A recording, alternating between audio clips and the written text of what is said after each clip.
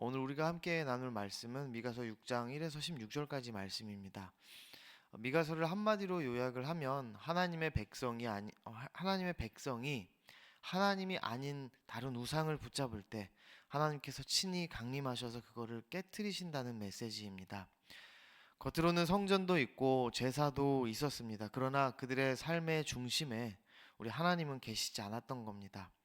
그들은 하나님을 부르면서도 실제로는 하나님이 아닌 다른 것들을 의지하며 살아간 것을 말하고 있습니다. 미가서는 바로 그 모습을 낱낱이 드러내고 있습니다. 형식은 남아 있었지만 신앙의 심장은 멈추어 있었고 또 경건의 껍데기는 있었으나 하나님을 향한 참된 사랑과 그 순종은 사라져 있었습니다. 이게 바로 미가서가 우리에게 보여주는 당시 백성들의 모습이었습니다. 미가 선지자가 활동하던 이 남유다 아하스 왕 시대는 역사적으로 참 어두운 시대였습니다. 아하스 왕은 몰렉이라고 불리는 그 우상을 섬기면서 자기 아들을 불에 태워 그 신에게 바칠 정도로 정말 그 우상 숭배에 깊이 빠져 있던 사람입니다.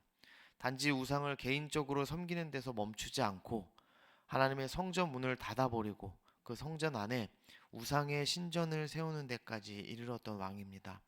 백성들 또한 입술로는 하나님을 불렀지만 그들이 찾은 하나님은 더 이상 살아계신 하나님이 아니었습니다. 자기 욕망을 채워주는 도구요, 또 우상으로 변질되어 있는 상태였습니다. 바로 이런 현실 속에서 하나님은 미가 선지자를 세우셔서 외치게 하셨습니다. 여호와께서 강림하신다. 그런데 이 강림은 백성들이 기대하던 그런 문제 해결의 강림이 아니었습니다. 사람들은 하나님이 오시면 모든 것이 잘 될 것이다 생각했지만 실제로 하나님이 강림하실 때 일어날 일은 우상이 무너지고 산당이 불타고 삶이 흔들리는 일들이었습니다. 왜냐하면 하나님께서는 자기 백성들을 살리시기 위해서 그들이 붙잡고 있는 거짓 구원과 또 거짓 안전을 그대로 두지 않으시기 때문입니다. 하나님은 위로만 하시는 분이 아니라 생명을 위해서 반드시 제거해야 할 것들을 제거하시는 그런 분이십니다. 그리고 오늘 본문인 미가서 6장에서는 하나님은 한 단계 더 깊이 들어가십니다. 이제 하나님께서는 항상 설득하셨던 그런 분이 아니라 법정을 여시는 하나님으로 서 계십니다. 내 백성아 일어나라, 산들과 언덕들아 증인이 되어라, 내가 너와 송사하겠다. 오늘 말씀은 단순한 권면이 아닙니다. 하나님의 백성을 향한 공식적인 송사입니다. 그러나 이 송사는 멸망을 위한 것이 아니라 회복을 위한 하나님의 간절한 부르심이었습니다. 이 법정에 서 있는 사람은 남유다 백성들뿐만이 아니라 오늘 예배의 자리에 앉아 있는 저와 여러분입니다. 하나님은 지금도 우리에게 묻고 계십니다. 내가 너에게 무엇을 행하였느냐? 내가 너를 괴롭게 한 적이 있느냐? 그렇다면 너는 왜 나 아닌 다른 것들을 붙잡고 있느냐? 이 질문 앞에서 오늘 우리도 주님 앞에 서서 정말 변명 없이 말씀을 듣고 깨닫는 은혜가 있기를 간절히 소망합니다. 1절과 2절을 보시면 하나님은 산과 언덕을 증인으로 세우시고 3절에서 이렇게 물으십니다. 이르시기를 내 백성아 내가 무엇을 내게 행하였으며 무슨 일로 너를 괴롭게 하였느냐? 너는 내게 증언하라. 오늘 이 질문이 좀 무섭습니다. 왜냐하면 하나님께서는 먼저 너희가 왜 이렇게 되었느냐라고 따지지 않으시고 그보다 앞서서 하나님께서 백성들에게 어떤 분이신지 어떤 은혜를 베풀어 오셨는지를 먼저 꺼내어 놓으십니다. 여러분 우리라면 어떨까요? 이렇게까지 실망시키고 마음을 아프게 하고 또 끝없이 정말 그 죄를 반복하는 그 상대를 향해서 우리는 아마 이렇게 말하지 않을까요? 원수 이젠 끝이고 더는 내가 못 참겠다. 그런데 지금 하나님께서는 미가서 6장에서 이처럼 패역한 백성들을 여러분 뭐라고 부르고 계십니까? 바로 내 백성아라고 부르고 계십니다. 사랑하는 성도 여러분, 이게 바로 우리 하나님 아버지의 마음입니다. 우리가 아무리 못할 짓을 하고 또 하나님을 실망시키고 하나님의 마음을 갈기갈기 찢어 놓아도 하나님은 끝까지 우리를 이렇게 부르십니다. 내 백성아. 그렇다면 하나님께서 우리를 내 백성아라고 부르신다는 것은 무엇을 의미하는 걸까요?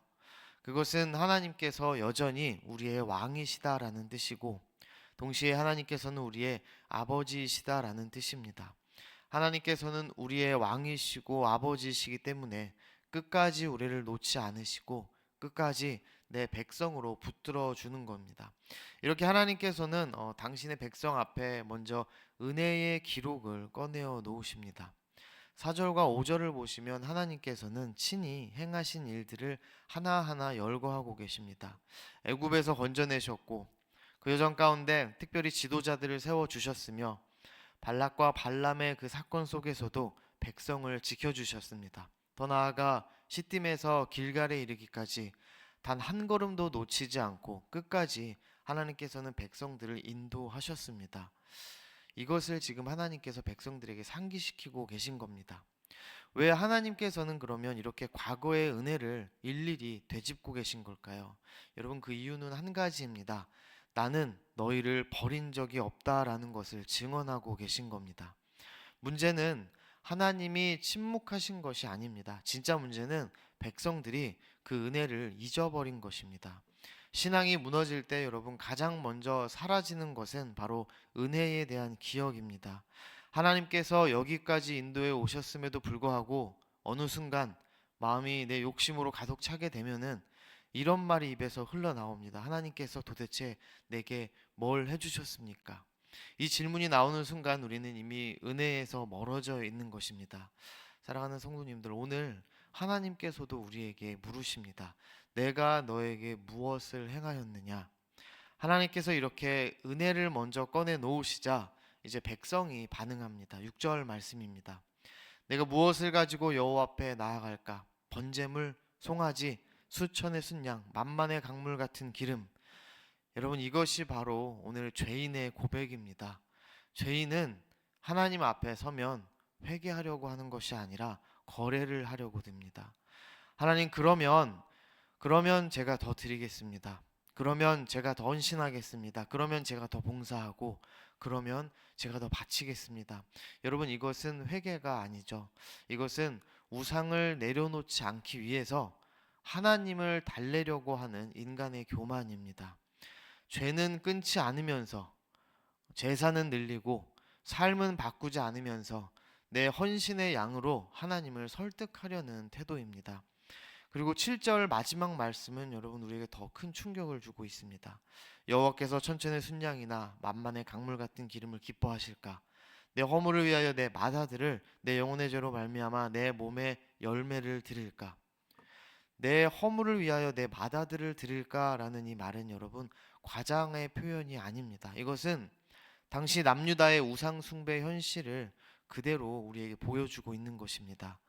아하스 왕이 몰렉에게 자기 아들을 불태웠던 바로 그 시대였습니다. 여러분, 우상 숭배는 결국 무엇을 우리에게 말하고 있나요?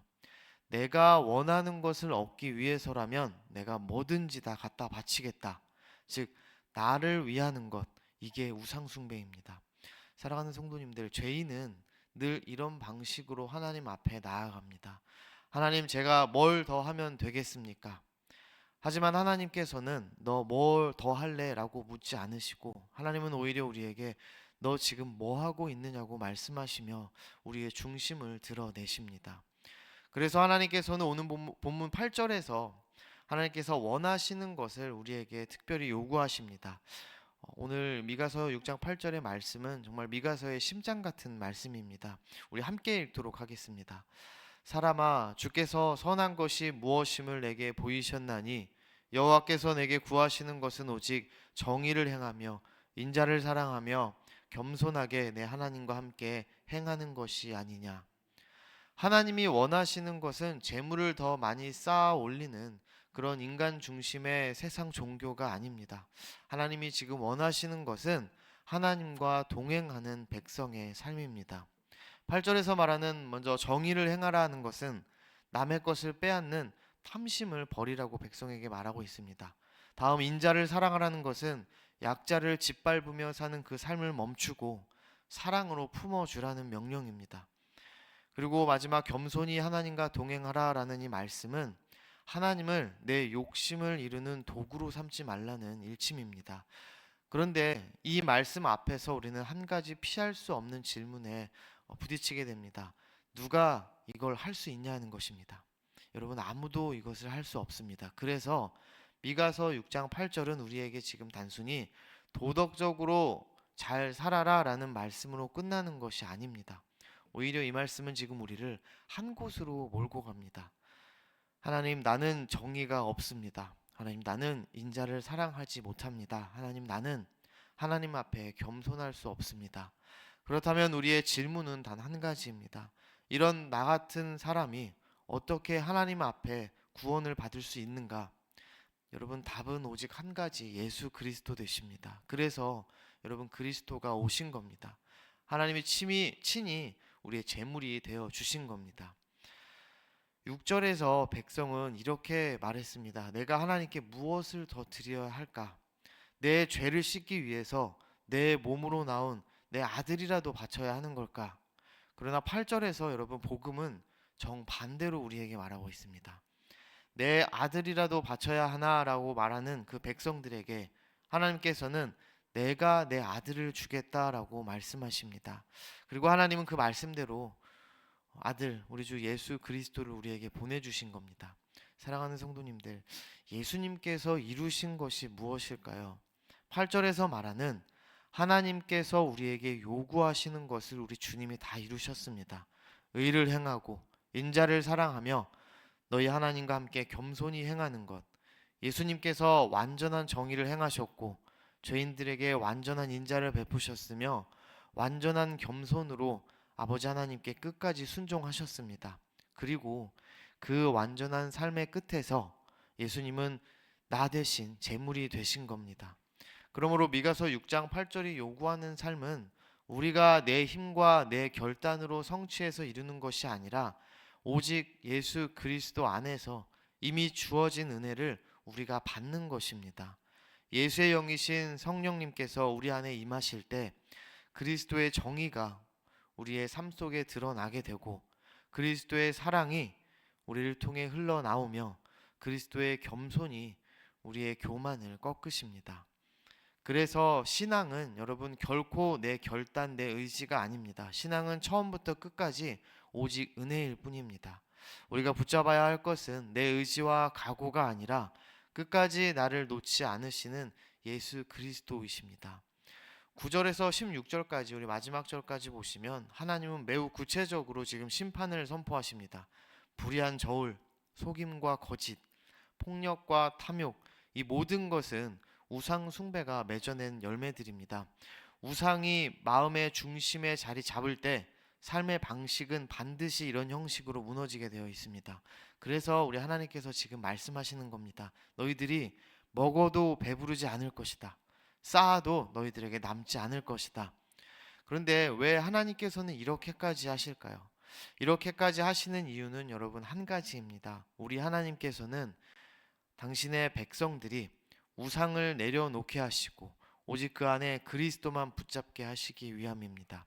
하나님께서 우리의 삶을 흔들어서 의지하던 것들을 다 무너뜨리시고 오직 그 자리에 생명이신 우리 주 예수 그리스도만 남겨두시는 것입니다. 사랑하는 성도 여러분, 하나님께서 한 번씩 그렇게 우리의 삶을 흔드실 때가 있습니다. 그럴 때마다 우리는 자주 하나님 앞에 엎드려 이렇게 묻곤 합니다. 주님, 왜 이러시나요? 이때 하나님의 대답이 바로 오늘 본문입니다. 우상이다. 내려놓자. 내가 너를 살리기 위해서 그것을 내려놓게 하겠다. 여러분, 이것이 우리 성도의 진짜 은혜이고 성도의 진짜 복입니다. 여러분, 고난은 우리에게 아픈 것이 맞습니다. 그러나 결코 저주가 아닌 것을 꼭 기억하시기를 소망합니다. 성도에게 고난은 우상에서부터 떠나 십자가로 나아가게 하는 길입니다. 그러므로 오늘 우리가 해야 할 기도는 여러분 이것입니다. 주님, 제 안에 정의가 없음을 압니다. 주님의 의를 입혀 주시옵소서.